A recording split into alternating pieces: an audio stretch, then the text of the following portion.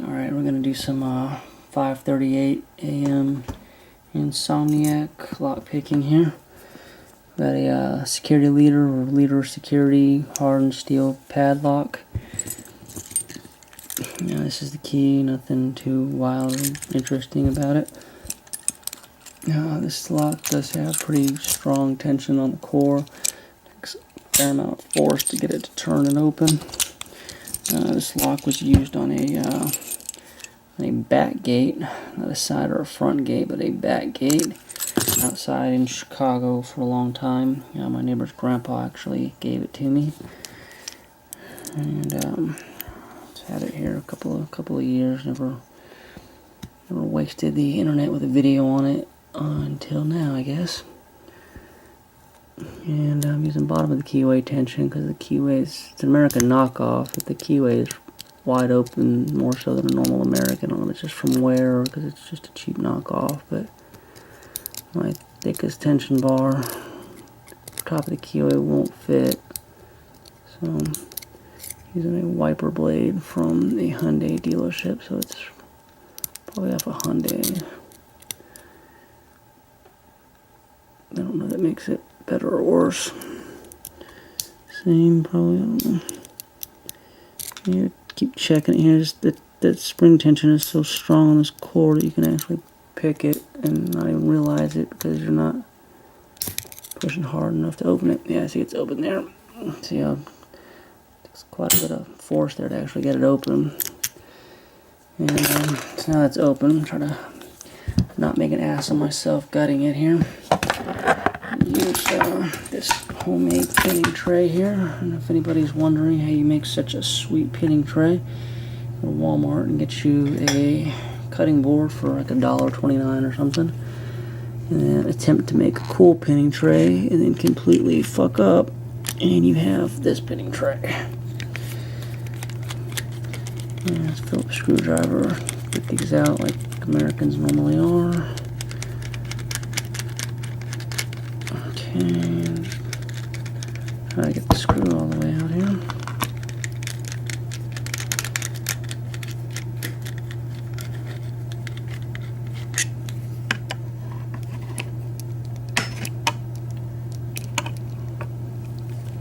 So, like, yep, you can pick the lock, but can't properly operate a screwdriver. Yep. That in there so the whole thing isn't just free spinning.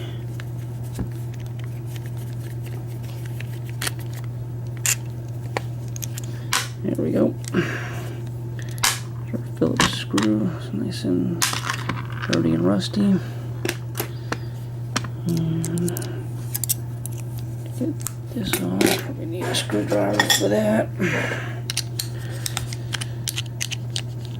Okay, that's off. Get our core out. And just set that aside. Lock back here. Screwdriver's out of the way. Clip removal tool.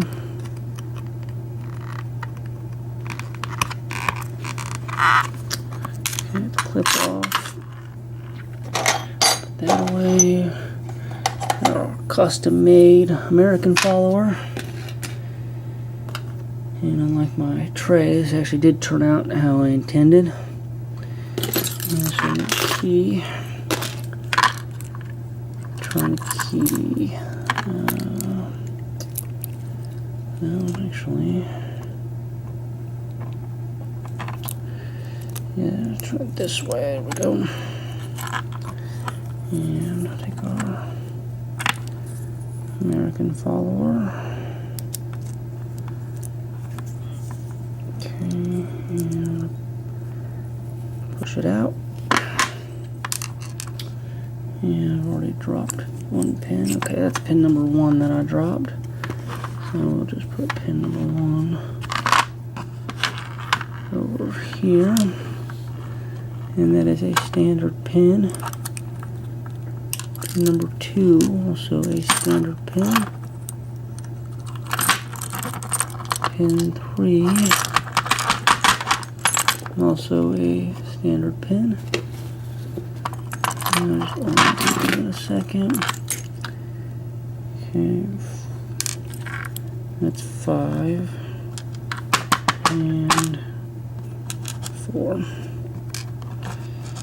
Okay, these are all just standard pins. And set that aside now for our driver pins.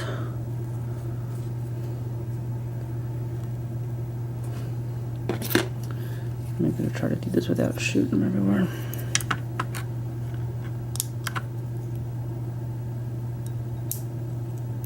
Okay, so number 1 is standard pin. The spring out.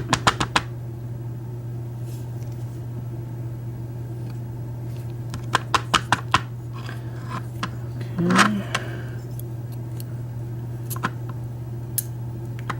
2 is a standard pin as well. Looks like the same, it's the same steel spring. Actually, I had to replace the springs on this. It was in such bad shape a little while ago. Okay, 3 is also standard.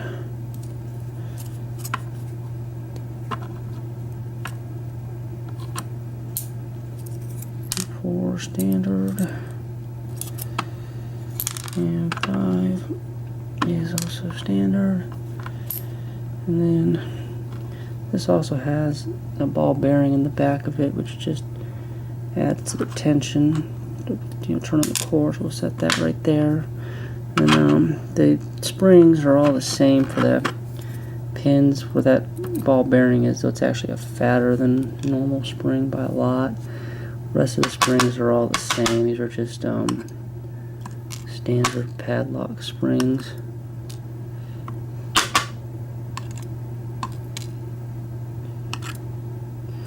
You can see though on the springs how different they are compared to the one that's on that ball bearing that has some of the turning pressure on it.